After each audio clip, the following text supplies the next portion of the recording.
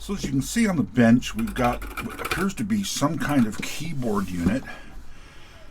It's labeled ACT-1 by Microterm Incorporated, St. Louis, Missouri. There's an old school RF connector for, I assume, video out. It's labeled serial in and out, but there's no such connectors, and there's a DB25, which makes me think this is some kind of serial terminal.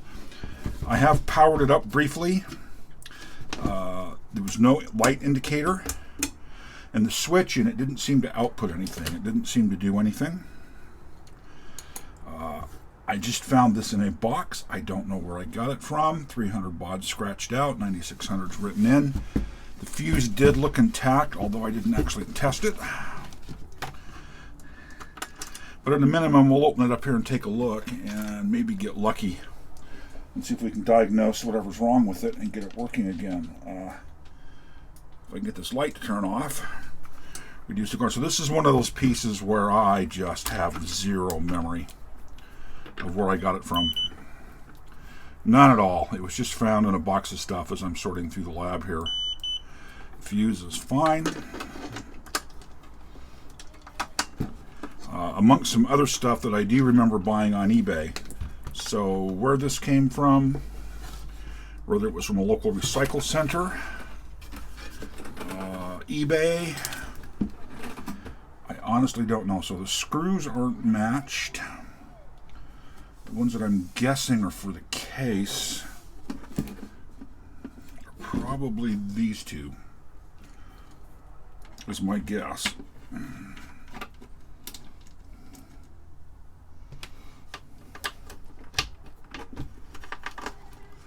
Actually, I guess those two as a set are matched.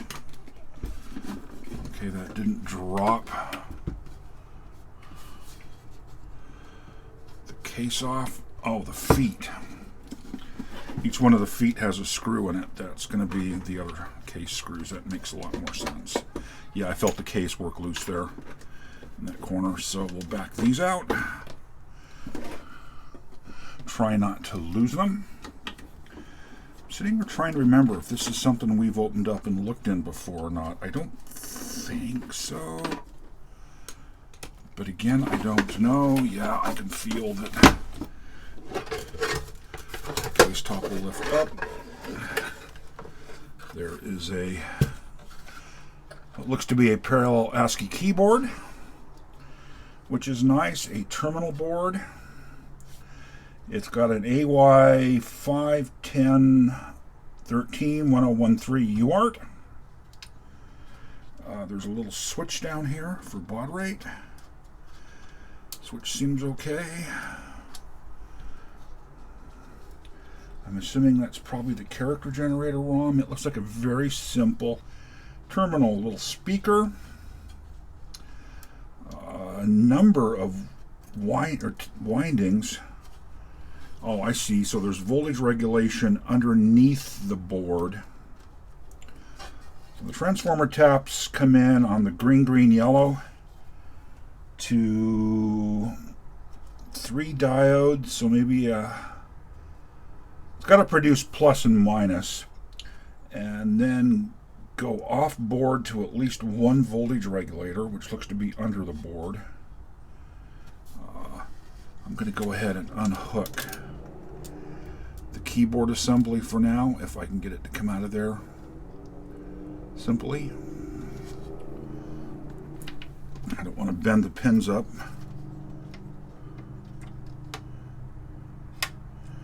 I do not remember seeing this thing inside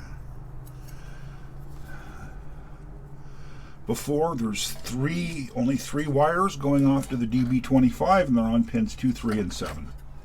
So it's just data in, data out, and ground, and they are coming to the unit through the ribbon cable, which is interesting.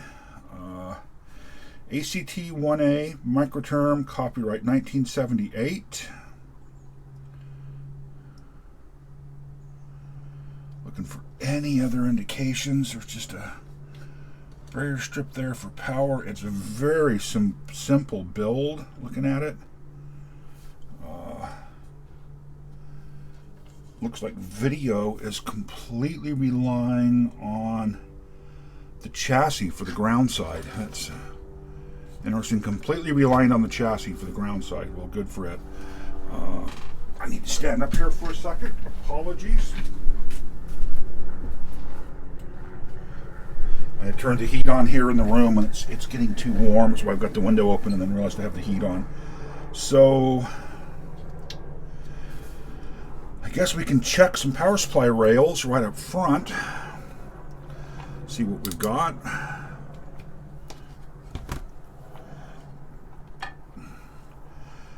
Chassis must be a common ground based on how the RF is hooked up, so we will use that to our advantage if I can find an alligator clip. Is that not the right one? Apparently not.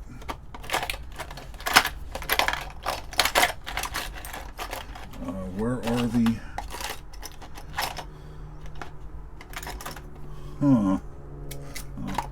Are they in here?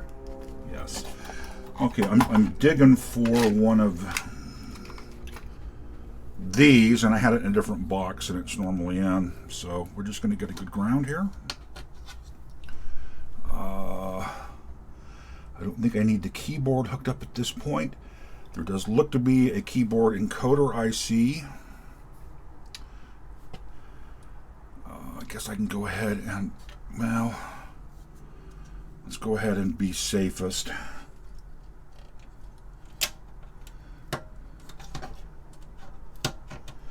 And plug that back in. I will plug in the line cord.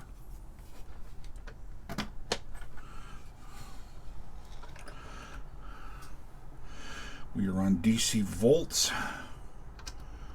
Are we seeing anything anyplace? No.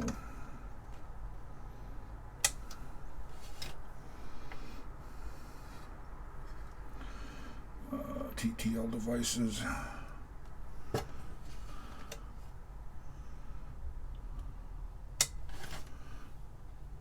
I'm on volts, DC.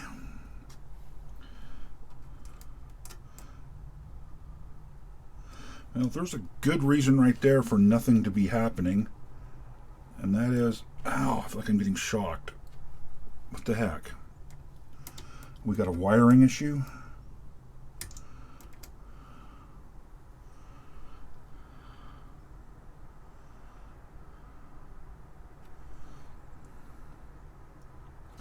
Have we got anything AC-wise? Let's unplug.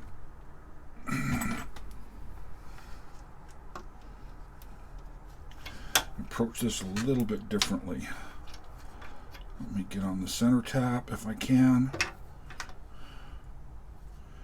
And on one of the windings of the transformer, actually I guess we can do this after I plug it back in. So that isolates the transformer fully from the system. The yellow is going to be center tap here.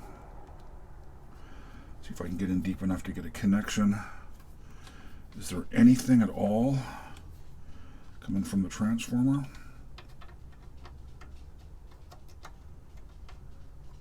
Of course, am I on the right scale here? Low Z volts. I am. Mode, DC, AC.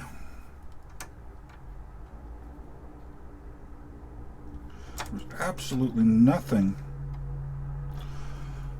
Is the power switch defective? Is the switches, that could be the switches failed. 0.4 volts.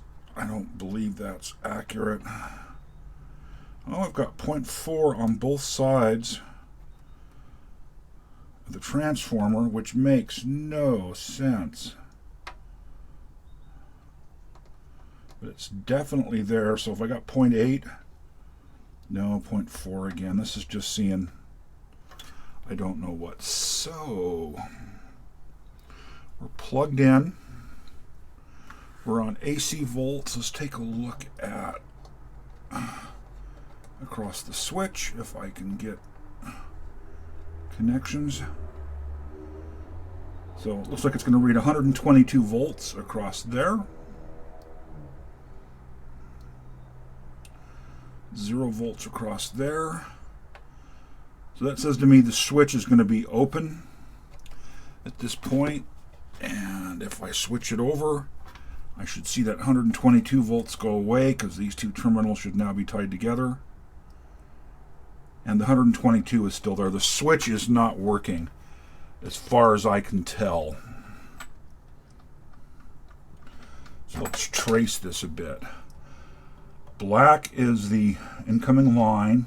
It's unplugged. Out of the fuse to the center conductor, from there to one side of the transformer. Okay, so this appears to me that the switch has failed. And what I'm going to do is pull both of these off. If I can get them both off. Oh, come on.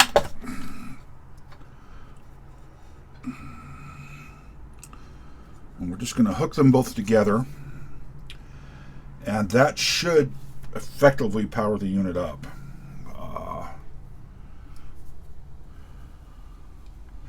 Let me get back onto down here if I can. Boy, this is just difficult to work in. There's no good place to position anything.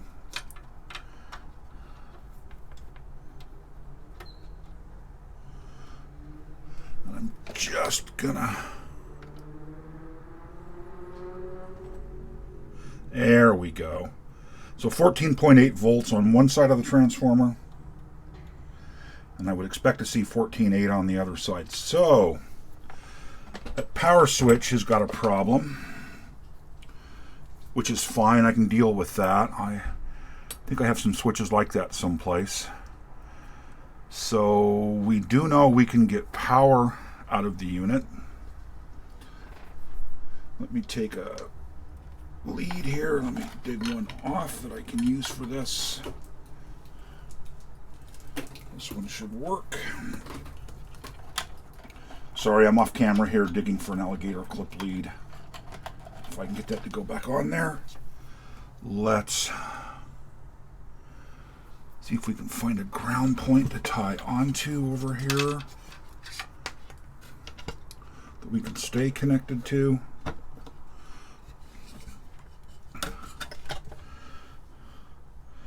Take that to a ground point on what has to be the chassis based on how this appears to be put together.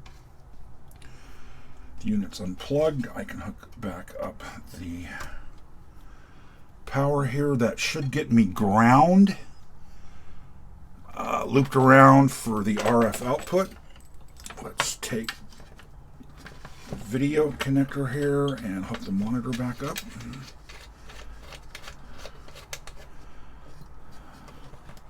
Yeah, I know this is precarious. We turn the monitor on, give it a second here to warm up. I just want to see if we get any video out of it at all.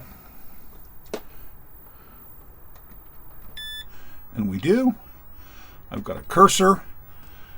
I've got a raster. Let me do some adjusting here, see if I can make it look decent. It looks okay. Let me type some characters. There is no loopback, so I would expect this to do exactly what it's doing, and that is nothing at this point. That video doesn't look great, but that is what it is. So let's disconnect the power again. Take the stress off of this.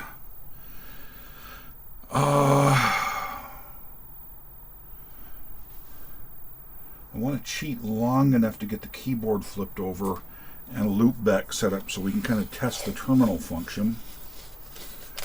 And I'm going to use the wrong tape here. It's a very temporary, it's unplugged. Very temporary way of hooking these together and not being able to oh, come on, tape. You can work better than that. Oh, I should have known better than to try to wrap that around there. And just get a few layers of it wrapped around. This is the wrong tape for this. But all I want to do is just hold those out of the way and somewhat protected for now. I should be able to flip this over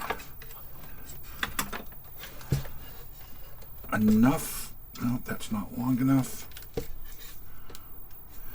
It's just amazing how things are never long enough.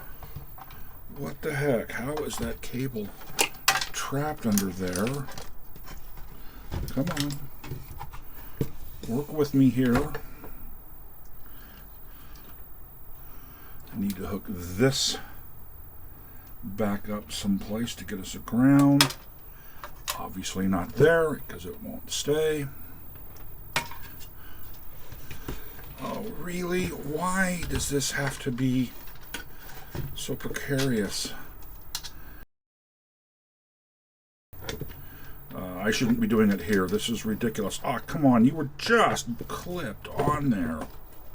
Nope, that's going to short the printed circuit board. Oh. Okay. We're going to have to put the case screw, at least one case screw back in. There's just no other way to do this and not have this completely short something to the case. Because the AC wiring loom here is so bloody short. As precarious as that is, I think it'll be okay. While we load this back down, we need to put in at least one screw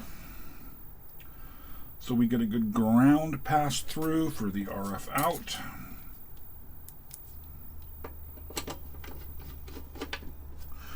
I'll actually put both of these in.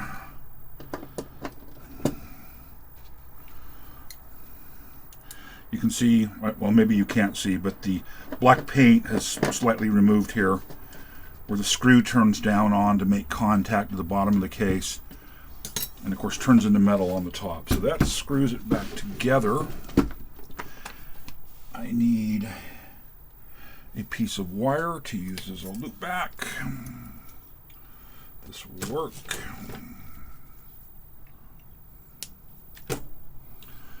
This simply needs to jumper pin 2 and 3, which should be here and here. That takes the serial out, loops it back to the serial in. So any character I type should get echoed around onto the monitor screen. Oh. We're in that place again where my bench is just too small. I need a 4-foot deep bench, not a 3-foot deep bench. 3-foot benches were a mistake. Hopefully I won't get smoke and fire. I have a cursor. I have nothing being typed. Oh, that switch won't do anything. Did I get 2 and 3 wrong over here? Are they over on this side? They may be. Nope.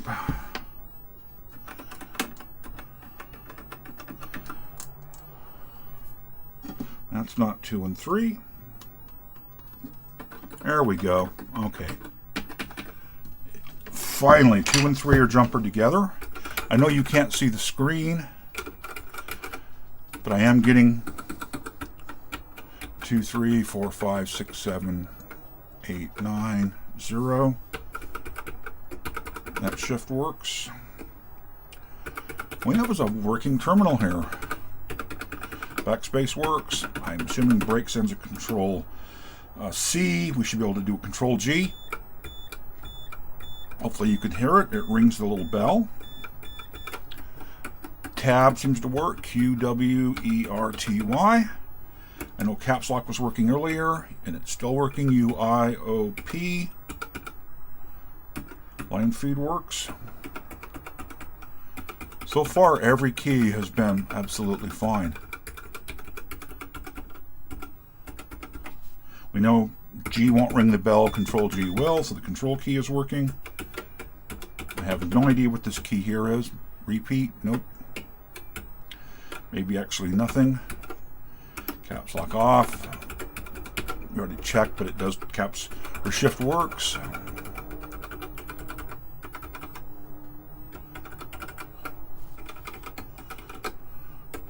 rub out is doing nothing. Clears the screen. Oh, that's interesting. I can see it draw spaces through the screen. And spacebar, 100% functional keyboard. We have ourselves a nice little ASCII terminal. Wow. I'll get some characters on the screen here and take a picture that I'll add to the end of the video here just so you can see what I'm seeing. Let me try to get this adjusted a little better. I need to be hitting line feed. Let's just hit clear. So as a test, this is a really muddy feeling keyboard. Line feed actually brings the cursor back to the beginning of the line, which is incorrect. It should just feed the line and leave the cursor on the column it's on. But that's fine. So is this. Oops. Backspace, backspace. Looking at the font isn't that bad. Return brings it back to the beginning of the line. Line feed advances us a line, but it shouldn't return the cursor when it is. And 2, and 3, and 4. Line feed definitely brings the cursor back to the beginning of the line. Interesting. Oh, it's cute, and it just kind of works. Just needs the power switch replaced, and like I say, I know someplace I have some switches like that that'll probably pop directly back into that same hole. I may be able to repair the switch as well. It may just need contacts cleaned. Unexciting video here. Like I say, I will shoot some video or take some pictures that I'll put up at the end of the video to kind of take a look at the character font, etc. So it's unplugged. Let's take a closer look inside while we're here.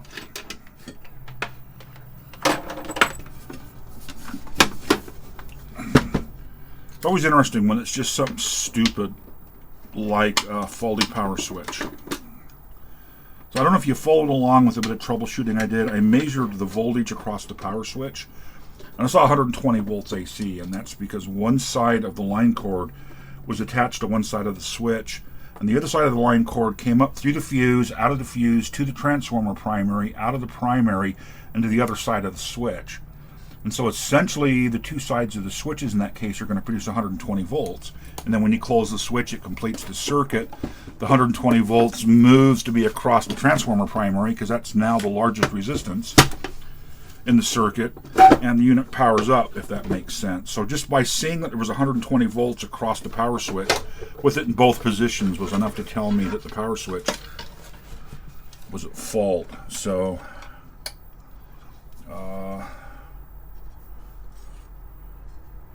7748. I wish I could read the numbers here. I'm going to have to add some magnification and some additional light. Sorry, I know this creates glare on the camera. I'm actually going to pop this loose so I can use the magnifying lens. It's an MC2708, so it's a single, one-time programmable 2708, because it's in a plastic package from 1977. So they created their own character font.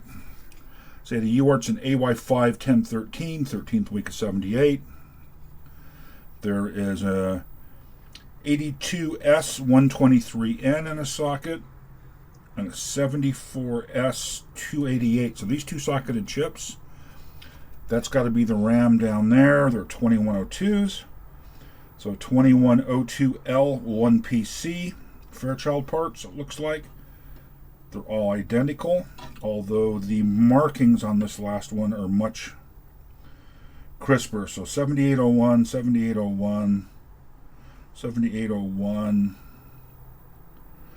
They're all the first week of 78, so that makes sense. We've got, as we said, the secondary on the transformer comes in on yellow as the center tap and the two green to produce a plus and minus rail. There must be, I don't know why there's actually 3 diodes there. You'd only really need to create a split supply. There's voltage regulation. I'd assume the bigger cap's for the plus 5. The smaller cap is 25 volt. I have no idea why there's just the one. Oh, I get what they're doing. So this is the negative filter cap and the positive filter cap. And this is producing, we saw 14 volts out of the transformer, so times 1.4. 20 volts or so DC across the cap. It's regulated down to 5 volts. And I bet there's a 7812 underneath the board as well. So I see a 78. I can't quite read it there. Are there two? Nope, there's just the one screw here. But that's got to be the 5 volt regulator, and they're either not regulating the plus and minus 12. I'm looking for what would obviously be regulation on board. Or maybe it's Zener regulated someplace, but I'm not seeing anything obvious. Doesn't mean it's not here.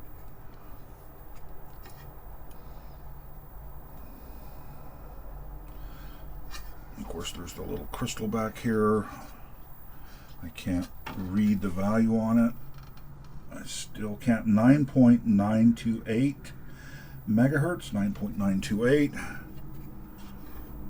That all looks like TTL or CMOS.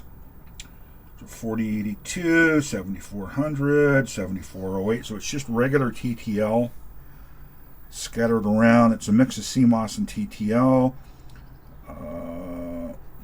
Look for some date codes. 45th week of 77, 77, 78. So probably, I think we saw on one part here a 79 date code, maybe not. 77, 78. So this is a terminal from the late 70s. There's just no doubt about it. Standalone, I don't know if it was meant for hobbyist use or for professional use. It's a nice compact little unit. Everything's implemented in logic rather than having a microprocessor of some kind. I don't see anything on here that looks like an 8008.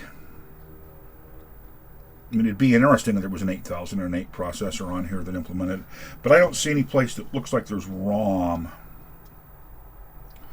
I mean, what was this part here again? Oh, it's an LS123, so it's logic. It's not memory or ROM. That looks like a resistor pack, 5.6K, so that's nothing special.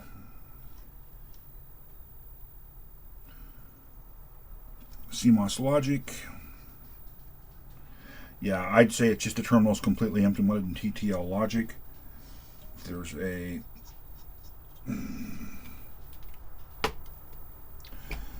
level shifting, probably happens down here.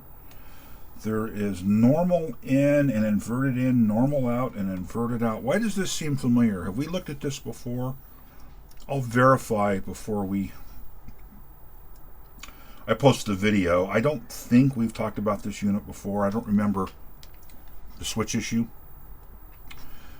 I've looked at enough boards that use jumper links. So right now they are jumpered to be normal. I could cut the trace and jumper and use inverted serial polarity.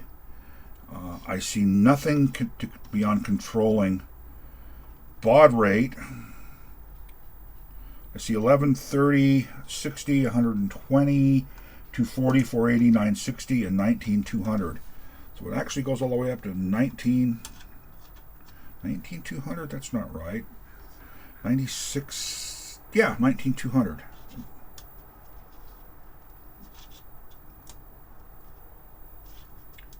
The switch just continuously turns. I have no idea where it's rotated to. The flap probably indicates that it's set at 960 at the moment, though I don't know that.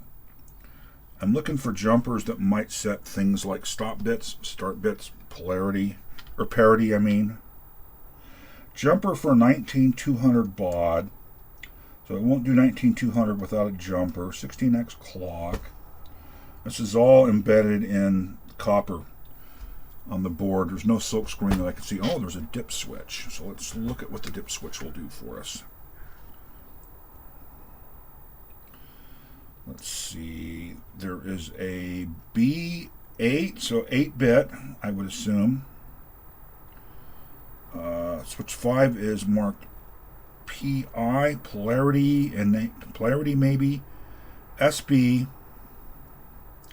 So see, right now it's an 8-bit, so it can be 5, 6, 7, or 8-bit depending on the position of switches 2 and 3. It's interesting how it's marked on the board, but it actually makes sense. And odd or even polarity, it's set to even polarity, 8-bit. I'm going to assume one stop bit. I don't know then what B8 and P1 do. Look, it's a pretty standard 8. So stop bit's probably, or start bit is probably set to 1. So 8N. It's set to even polarity. Maybe PI enables polarity. I don't know. And then you set which polarity on the other switch. But there are switches that actually play with that stuff. I don't know who manufactured the keyboard. Looks like it would be a rather painful to pull that out of there. How many screws to drop it out? Just the 2? No, there's 4 total. Can I break those loose from the inside? Be nice to get a look at the keyboard. Sorry for the reach.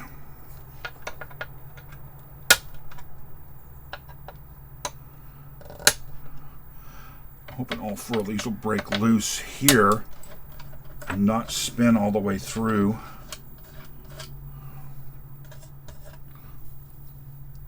That one's backing out. We'll pull the keyboard off here and take a look at it together. So there's a long in the front, a short in the back.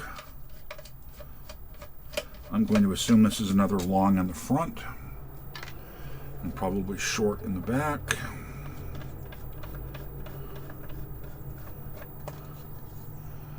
So I see, you probably can't see them, that lifts the keyboard out. I see down here O1, O2, I1, I2. I'm assuming that's output 1, output 2, input 1, input 2.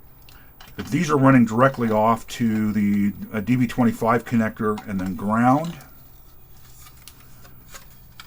Let's see what the chip is. It's another GI chip. It's an AY5 2576, 34th week of 77.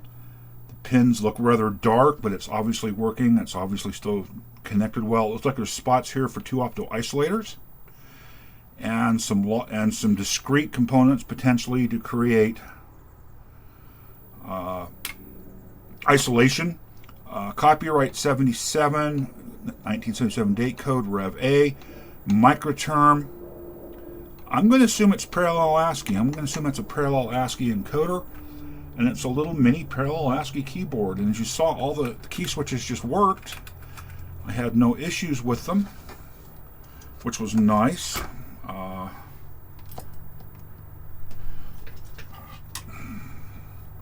We'll attempt to pull a keycap here if we can. And I recognize the switch mechanism. I don't know who manufactured it. It's very similar to what I see on, it may even be identical on a old Radio Shack Model 1 keyboard where there's the 2 leaves and a plastic bar that separates them, and when you push it down, the bar moves down. And the 2 little metal leaves come together and make contact. So I don't know if the camera's getting a shot in there or not. Really common. Maybe that's why the keyboard looks so familiar, is it's very Model 1-like, in my opinion. Speak of the devil. Oh, I can't get that one loose. I've got to, we'll grab this Model 1 just for comparison. Very similar keyboard, very similar layout. Obviously not identical, but I believe these key mechanisms are very similar. So that's kind of cool. It's a couple pieces of, so 4082 and a 4011, so a couple of CMOS logic devices. Obviously the encoder, the scanner and encoder for the keyboard. It's interesting to me they brought serial in and out up onto this board and then off here to the DB25. That's just an interesting approach to this, but I guess that's because you could opto-isolate here. I mean, those little 6-pin DIP packages to me look like you'd probably drop an opto-isolator on each one of those if you needed full isolation. Maybe you could convert it to 20 milliamp up here even. I don't know. Spot for a second logic device. I have to say that soldering is just, it looks horrid. I wonder if this was a kit. That's possible. The soldering on here again just looks horrid. I mean, it's much worse than the, there's flux, which is fine. It's very inconsistent. There's actually a bridge. Maybe it's meant to be bridged. It was working. It just looks very poor. The quality of the soldering job to me looks very poor.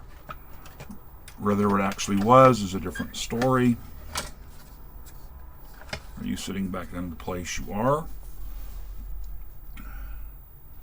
It's interesting to me that they're relying on ground through the metal to get ground to the RF.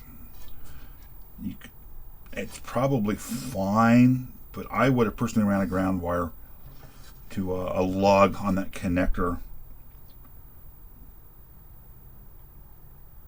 I don't know why these two devices are socketed. Maybe it's been repaired. Maybe they were expensive parts at the time. Maybe it could be as simple as they didn't have them when they were doing assembly and they socketed, so when they came into stock, they could pop them in, test and go. The expensive parts, of course, are the UART and the ROM. The one-time programmable EEPROM here. So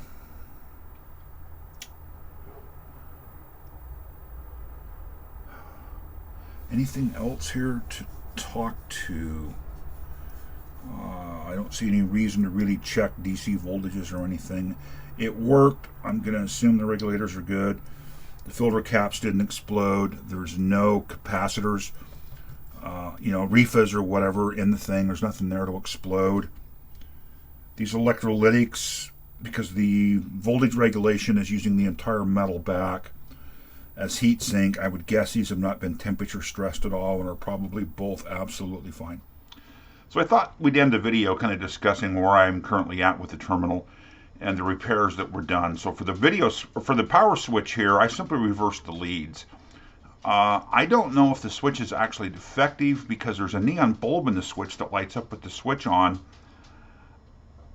I have to assume one of the terminals is neutral and the other two are meant to be switched, and it really makes me wonder if somebody had removed these and put them back on in the incorrect order. I don't really know. But with reversing the leads fixed the switch issue, and the power's been absolutely fine since then. And we're looking at the inside of the case here at the bottom of the switch, in case I didn't mention that. The UART is a pretty typical UART for back in the era. It's an AY5 1013A, plus 5 and minus 12. It is what it is. It's got kind of an odd pinout with ground on pin 3. It is what it is. It's a very typical UART from the era. There's control pins on it that set like number of bits, 1 and 2. So both ground is 5. You do a little binary up count here. There's 4 combinations: 0, 0, 0, 1, 1, 0, and 1, 1, and that gives you 5, 6, 7, and 8 bits. I don't remember what all the pins are, but there's a parity pin on here, etc. And the dip switches we looked at in the video just simply set the power, ground or plus 5 to those switches. Not really a whole lot to talk about there. I know that the UART can be individually clocked for transmit and receive. Looking at the pinout here, I don't remember exactly how that's done. I guess it's a separate clock input for each. In this case, that's not implemented. This was the closest device I could find to the keyboard encoder. It seems to be the same device from a different manufacturer. Searching for I think I had it wrong in the video. It's an AY523 something. Did I capture that? Let me look. Yeah, it's an AY52376, and I could not find a direct data sheet for that. But I found this KR2376 keyboard encoder from a different manufacturer, and guessing based on what I see that they're the same output. You got your keyboard X and Y, you got your data outputs, you got a strobe output. Looking at the schematic, the data outputs and the strobe output go directly to the UART. So when you type a key, it's sent directly to the data in on the UART. Strobe says transmit it, and it gets transmitted. There's not much more to it than that. It's a decent keyboard encoder for back in the era. Notice here that it's DTL compatible, so transistor logic, TTL, like we talk a lot about on this channel. Predecessor to that was DTL, diode transistor logic, which was common, back in the area. We see the same thing on the UART here, where it's both DTL and TTL compatible. Kind of gives an idea of the era. Apparently it can produce odd or even parity. I didn't even realize that. 2-key rollover, which seems to work. Programmable coding with a single mask change. So it does have an internal ROM. It's interesting, the datasheet describes it as a ROM with sufficient circuitry to do keyboard scanning and encoding. And so the ROM was mass programmable, so you could produce whatever character set you wanted. I think that would make then, the layout of the XY grid here, whatever was most, say, convenient for a single-sided board, and then you could use the ROM to control, when Y4 was connected to X3, what character was sent. Externally controlled delay network provided to eliminate the effect of keyboard bounce. Apparently there's probably a resistor capacitor or something you set here. I didn't read that far. It's got static charge protection for all input and output terminals, and it's actually passivated. Passivation is when you've finished with the chip, you basically cover it in glass. So I don't remember the process anymore. I haven't been in the industry for so long. But basically you could cover the part with glass except for the bonding pads, and that would help keep moisture and other stuff out. This is early enough in that apparently they needed to call that out. There's a look at the tag on the back of the terminal. It's this old school F-style connector. Not F-style, I don't even know what this connector type is, but it's just an old school to me RF connector. It's interesting that it's got serial in and serial out tags, and there's no jacks or anything here. There's just this DB25 sitting up here. I've still got the jumper link in from pin 2 to 3. So the only pins hooked up are 2 and 3, transmit and receive, and 7, is that 7, 3, 4, 5, 6, 7, which is ground. That's the only 3 that are implemented. There's no, control stuff or anything else on here. So again, very simple terminal. And here's a little bit closer look at the character set that's being generated. It's both upper and lower case. It is a total of 16 lines by 64 characters wide. So, 1K of space, the 64 by 16 is 1K, and it had 2102s, I believe. There's 7 of them, so it makes perfect sense. There's 1K of 7-bit ASCII that can be displayed here.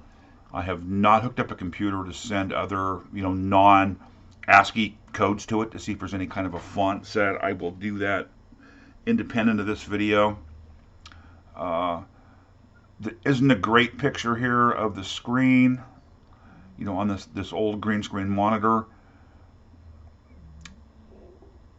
I don't know what to say here. I mean, I did notice there's several shifted characters on the keyboard, so the keycap actually has a marking that do not show up on the screen. Doesn't seem to generate anything, and I found that kind of interesting. And I do remember looking at the back of the keyboard when we were looking at it, and there's a comment in the video where I say there looks to be a solder bridge. I probably need to investigate that, because maybe there's a solder bridge that's causing these 2 characters not to show up. I just don't know. Like the comment says here, the unshifted version of those keys works fine. When I shifted it to whatever that character printed on, the upper half of the key was, it produced nothing. It's a 5x7 font. It looks to me, it's hard to say. I'm not sure what rev of the board I have in this. I couldn't read it in the video, and I forgot to look when I had the case open. I have the manual for rev C of the board, and there's a drawing of the layout of the board, and it's completely different from the board I have. And that schematic calls out a 2513. So I'm assuming this is a later generation because it's using the 2708, one-time programmable. but maybe not. You know, I just don't know which would have been cheaper in the end. It looked a little bit like in the video that the board was labeled Rev A, but it could have been a 4. I just don't know without opening it up and looking, and I'm not going to do that in this video. So what else to talk about here? I have it working. I've spent a significant amount of time removing the 2 labels that were on the case. You can kind of see them reflected down here. There used to be 2 paper labels on the case of the keyboard. They were a major pain to remove. This one I had to use a heat gun to soften the adhesive. This one just I had to work it with a soft brush and alcohol to keep from attacking the paint. This one, the adhesive in places was a 1/16 of an inch thick, whatever was used on that to hold that on. It was very permanent. And it was a lot of work to remove that. And if you look close at the paint, you can see that the color's slightly different. And I think that's from me scraping and scraping to get the glue off here. I'm not going to put up video of that. I just don't see a reason to, because I don't recommend that as a process necessarily to remove old glue and stickers. It was the only way I could get that off. I didn't have a solvent that would attack it that I trusted not to remove paint. So I don't have a photo here of the finished terminal. I pulled all the keycaps off and washed them as well. You know, the terminal's already bundled back up and put away. At some point it'll get pulled out and actually used on a project. Anyhow, anything else to follow up with here? I don't think so. You know, I still don't know where I acquired this from. It's quite possible it came from Recycle. It's quite possible I found it on eBay. I just don't know anymore, and I have no idea how long it's set in the box that it's set in. Like I said in the video, there's a second item in that same box that I know I bought on eBay that we'll have to look at some point. It's a very bizarre, I almost think hand-built project. Anyhow, I could ramble on all day, as you're well aware if you've got this far. If you got this far in the video, I appreciate it. You know, as always, I'm going to ask that you like and subscribe if you're not subscribed.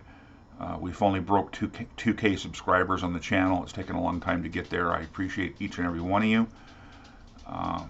Look forward to any comments you have to say. And I think for the 3rd time here, I will say, let's wrap this one up, and I'll see you in a future video.